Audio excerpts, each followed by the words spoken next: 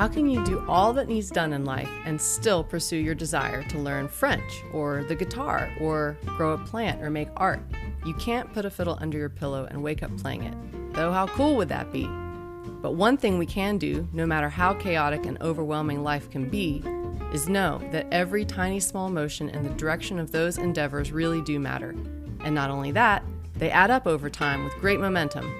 Join me, Fain, as I interview painters and gardeners, designers and musicians, photographers and cooks, creative livers of any kind who have somehow, in the middle of it all, continued on their creative paths, no matter what. This is Fain House Radio, and I'm so glad you're here. My name is Annie Erbsen, and the most creative endeavor of my life is probably not what you would expect. I used to be a physicist, and specifically I did radiation physics. That is the most wildly creative thing I've ever done. Like, I'm a maker, I do a lot of different artistic pursuits, but the forms of art that I do just cannot touch the just raw creative energy of physics, which probably sounds strange if you've never gone down that rabbit hole. But it's like you have this toolbox of, math, and you can use that to figure out literally everything about the universe, known and unknown. And there's no limit to it. It can get really, really weird, and you can get to a lot of weird places and a lot of strange, meandering ways. And it always felt like I was flinging mud and flinging paint and just kind of painting with math in a way that just feels pretty wild. Yeah, it's really hard to approach that with any other method, I guess. And do you have a spot for that in your life at the moment? Do you have an outlet for it? I haven't done that for work in 10 or 15 years. I wish I had an outlet for it, but unfortunately, as close as I get now is inscribing equations onto the ceramics that I do.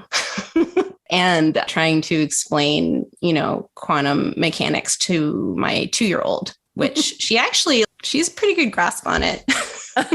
That's awesome.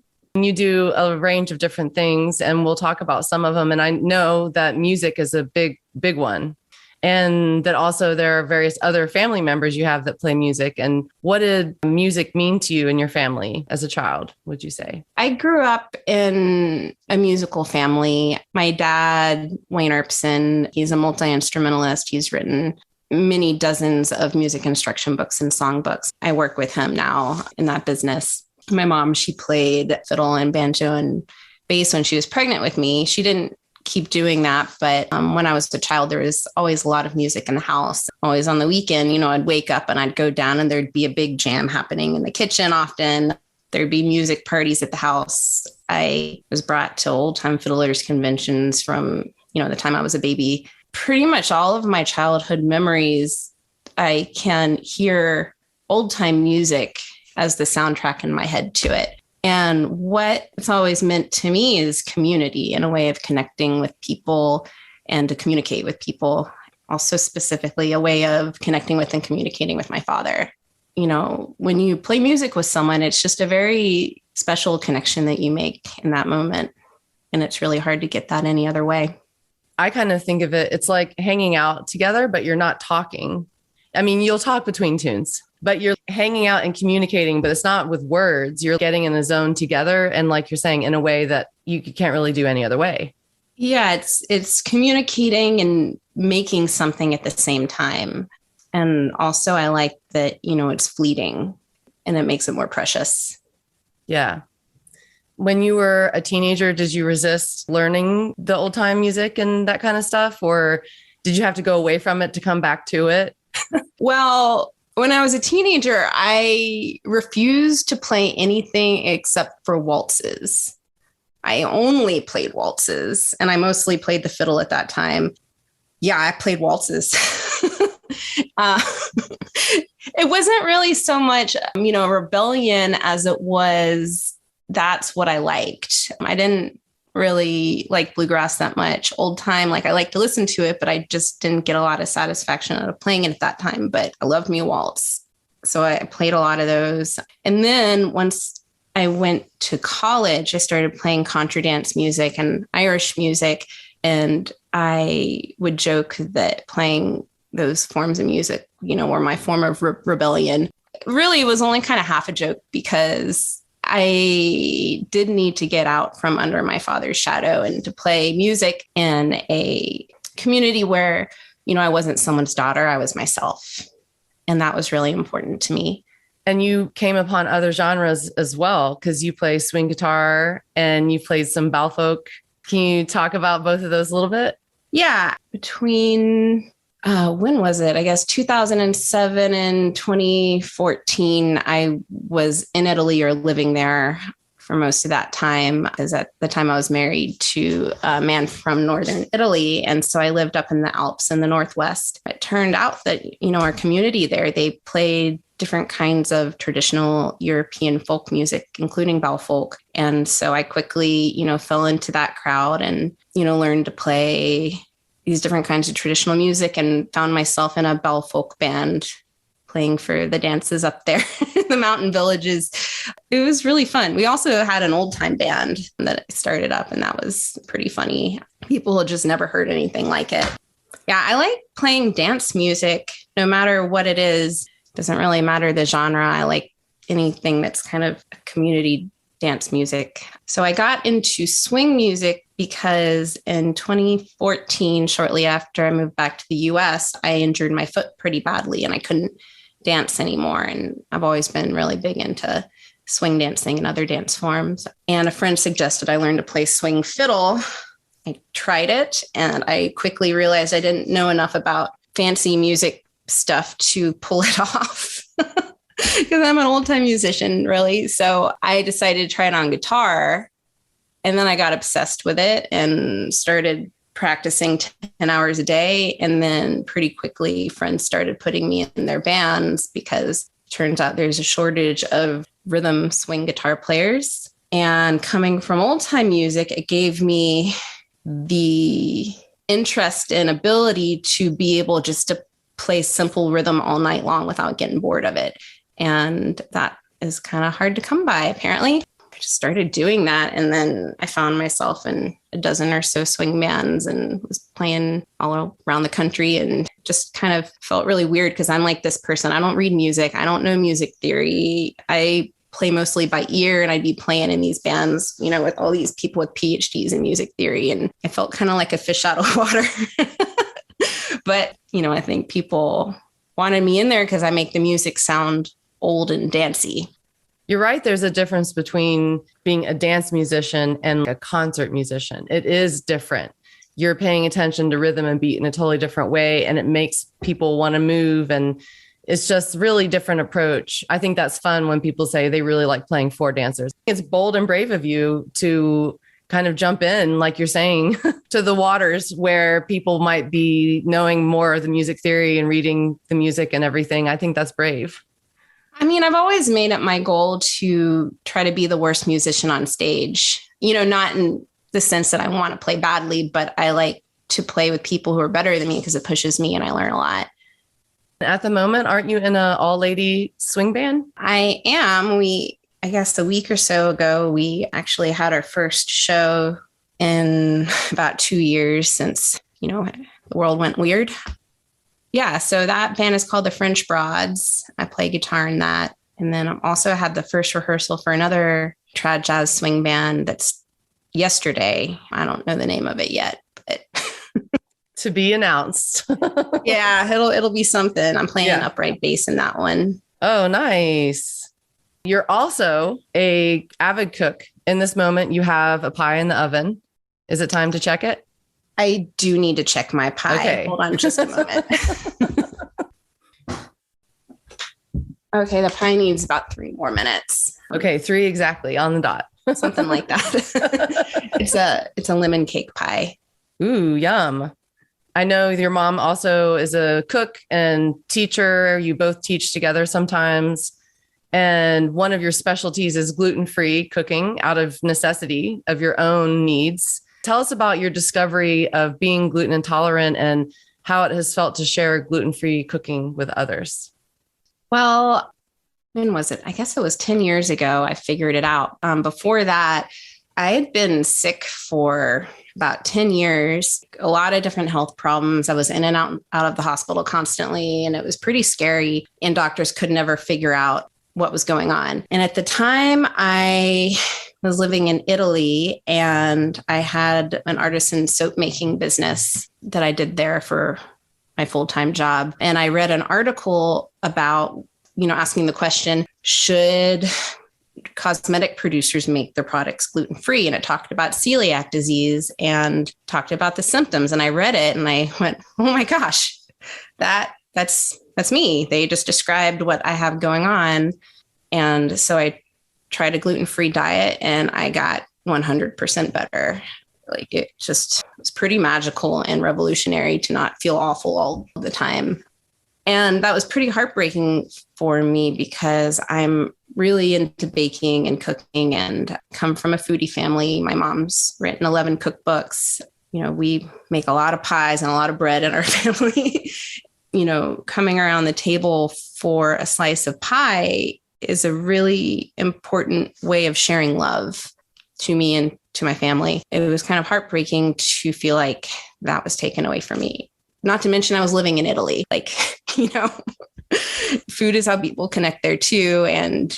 But luckily I was living in the north where it's more polenta and rice-based instead of pasta. And there's a lot of knowledge about celiac disease and all of that there. So it was not that bad.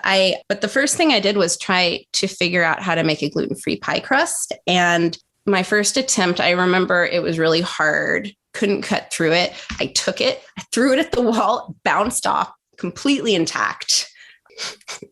It was really bad. It was really, really bad. So then I approach everything like a scientist. I can't help it. So I started keeping spreadsheets, tracking different gluten-free experiments, and, made probably a few hundred test pies and came up with a method in a flour blend that pretty perfectly replicates gluten pie. And I've won some pretty big pie contests with that crust. So I think it stood up against more than 100 gluten pies and beat the pants off of them. So I figure I did it right. So I really like sharing gluten-free baking with people because there's really a sense of missing out, not only on eating the foods, but on being able to connect with people when you can't share food with someone, and giving people the skill set so that they can forge those connections and enjoy those foods. It's really satisfying. I like seeing people be happy when they can eat something that they thought they'd never have again. Yes, exactly. I mean, one recipe that you've shared with me is sourdough bread, gluten-free sourdough. I mean, and it's amazing. It's amazing. And it's definitely a feeling of amazingness when you're used to saying no to so much. And like you're saying, you're always keeping those things distant from you, and to just have it is very fun, maybe dangerously so. Yeah, I feel you. I need to check on my pie. Hold on. Yep. Okay. Look at that beautiful pie. That is gorgeous. Anybody who goes to watch the video, you get to see the pie in the pan. Oh my gosh. I bet it smells so good. It does. I want to eat it. It's my favorite pie. Yeah. That's the thing about pies. You want to eat them. One thing that you've been sharing about more lately is your experiments with clay. How did that come about? Like, are you producing for fun? Are you producing to sell? And tell us a little bit about the sgraffito and what that means. So I got into pottery, I guess, first about 5 years ago, after coming back from teaching a class at the John C. Campbell Folk School, because whenever I go there, I always get inspired and I'm like, oh, I want to make everything. I need to make all of it. Yeah. And I love handmade pottery, but I always assumed that I would hate it. I'm not good at like sitting down and being still, but I decided to take a class because I just needed to get it out of my system and prove that I don't like it and be done with it. I did that. I fell in love with it. I got, pretty obsessed with it, which is what I do when I find a new art form that I like, is I just throw myself completely in it and can't think about anything else until I move on to the next thing. So I got really into it. I've been taking classes at Odyssey Center for the Ceramic here in Asheville and fire my pots there. Mostly up until recently, I was just doing it for myself, to be able to make nice things for my own kitchen. But more than that, it's just the process. I find it so grounding and necessary. It's really hard for me to keep my feet on the ground and not to have my head floating off into the sky.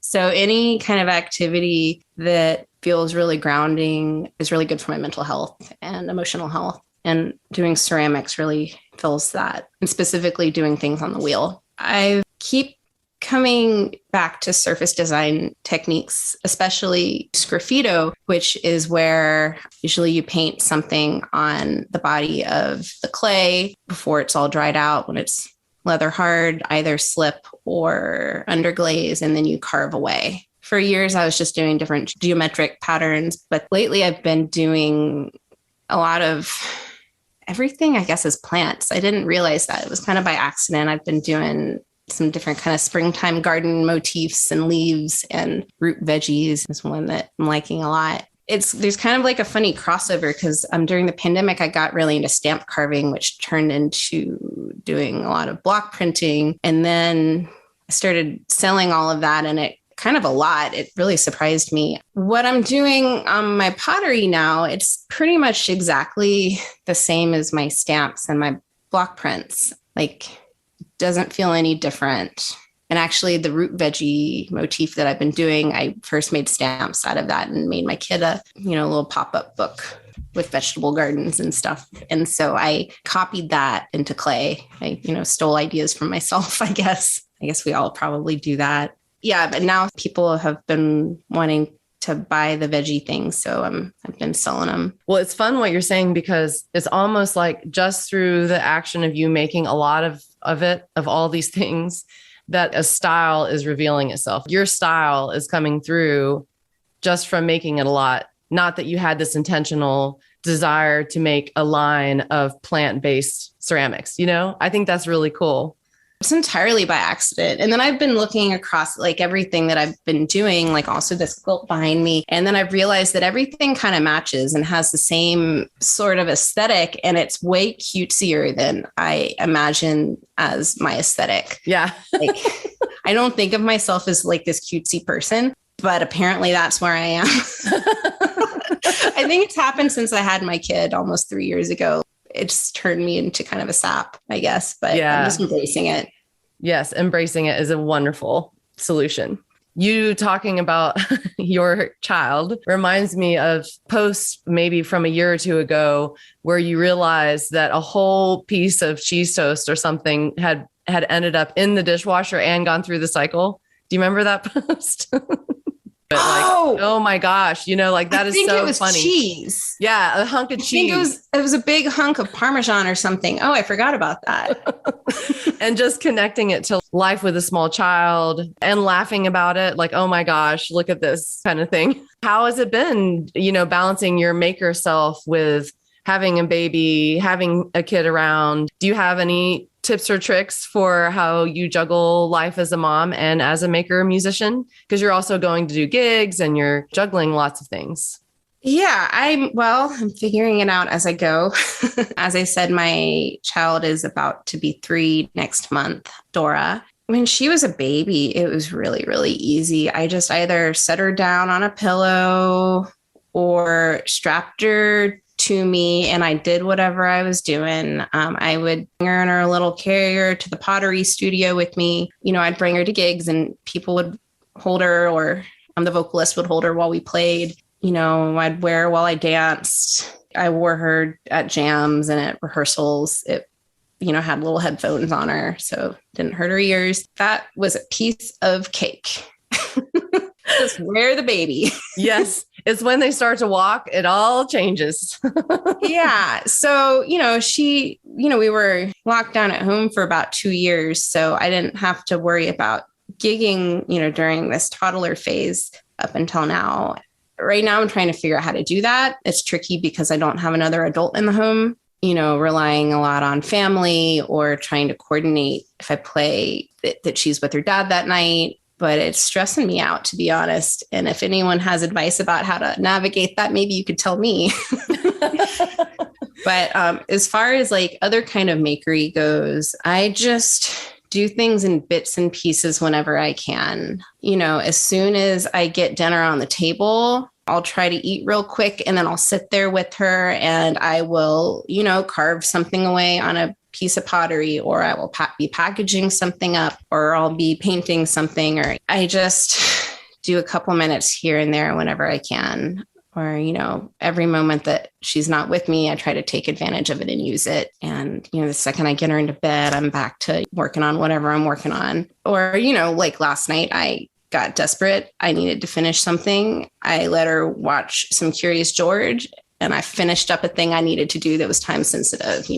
I had to finish up a mug that was about to be too dried up.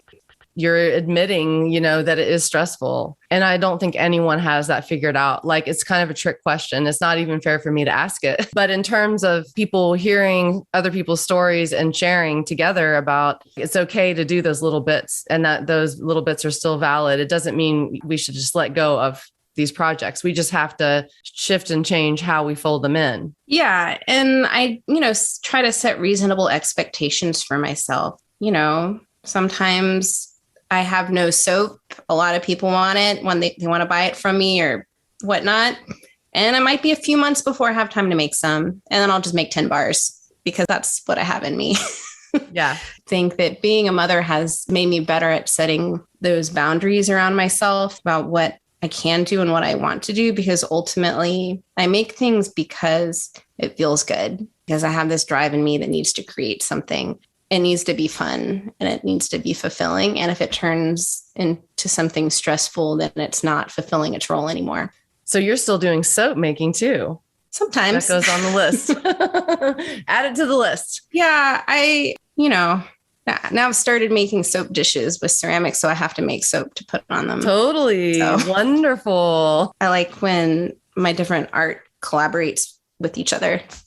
And that's one reason I love hearing about what you're up to. You are just really curious and you're actively playing around with that all the time. It's one thing to be curious in our minds, but it's another to go do some action. And it's great. It's so great. I am now. There was, the first year of the pandemic, I didn't do anything and I was just creatively blocked. I couldn't make anything. It was really, really hard to start again. And then I did, and in part, I started taking a pottery class again because I knew I needed a kick in the pants to start that process because I wanted it. I needed it, but I couldn't make myself start. So I made it so that I had to, and I feel so much better now.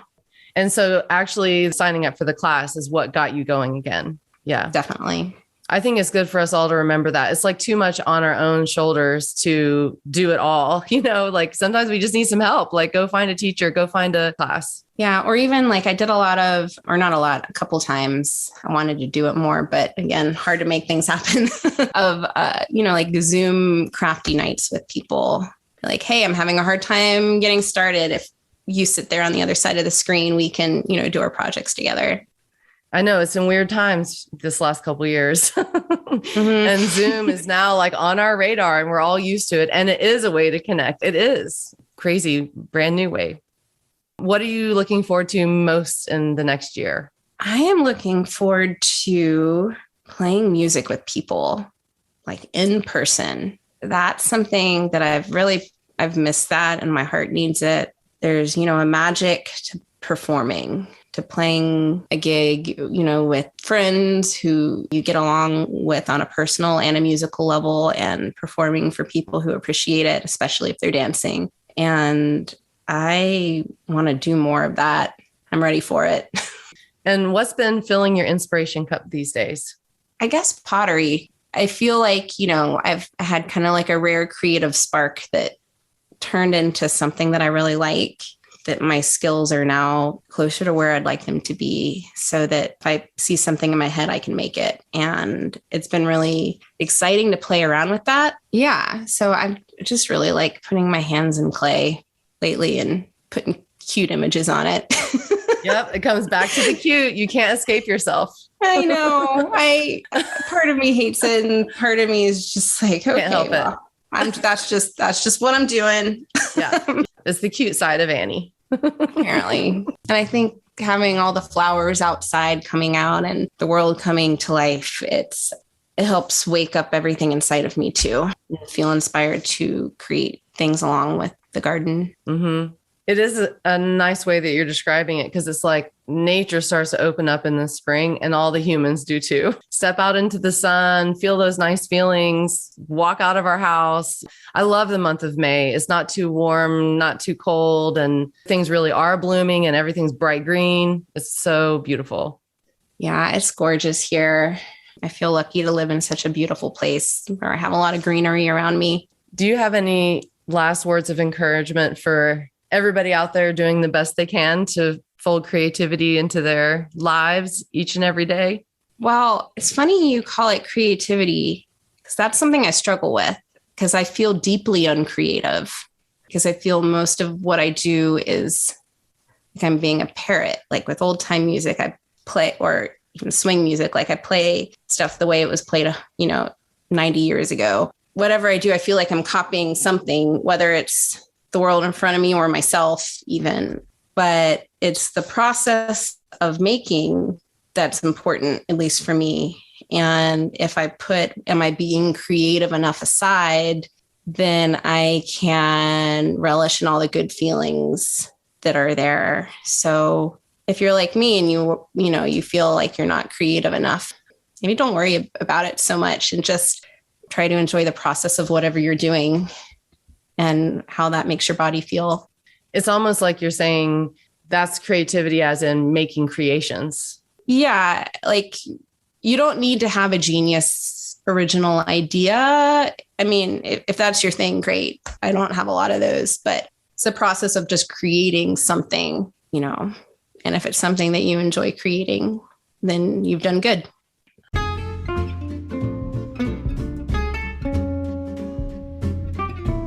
New episodes are coming your way, and I sure hope that you click the subscribe button for this show so that these episodes pop up automatically in your feed. And if you know anyone at all who might find support and inspiration from these conversations, please do share it with them too. You can find the link to sign up for our email list in the show notes of each episode. Thanks so much to Annie for joining us today, and thanks so much to you for listening. I'm Annie Fain, and I'll leave you with a quote for the day. Cooking is just as creative and imaginative an activity as drawing or wood carving or music, and draws upon your every talent: science, mathematics, energy, history, experience. And the more experience you have, the less likely are your experiments to end in drivel and disaster. The more you know, the more you can create. Julia Child.